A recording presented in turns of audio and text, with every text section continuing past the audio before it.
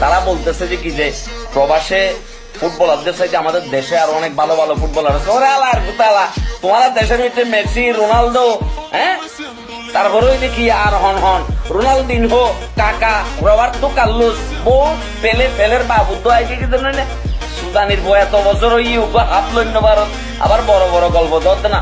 মূল কাহিনী হচ্ছে প্রবাসের এই বাংলাদেশি বংশোদ্ভূত স্কিলফুল প্লেয়াররা যদি দেশের মাটিতে আসে, তাহলে এই যে আজাহর, গাদাহর, ফাতাহর, সবুজ পাতাহর, গামহর, পলিথিন হর, এই দুর্বল কোচ গুলা, দুর্বল টেকনিশিয়ান গুলা, তারপরে দুর্বল মনে করেন সিলেক্টর কমিটির যে সকল বালপাকনারা আছে, ওদের চাকরি চলে যাবে।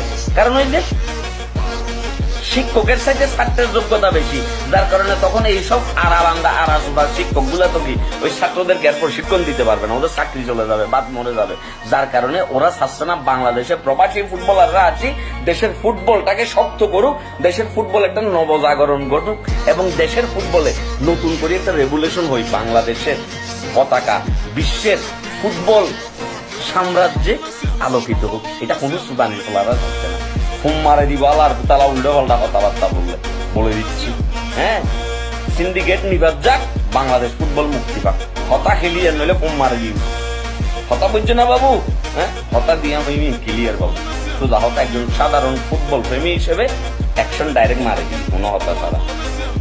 হতা হইতো মনে না চাইলি যা দায়ের সবুজ কথা এর গুম দেবো আলাদা, হতা বেশি না হয়।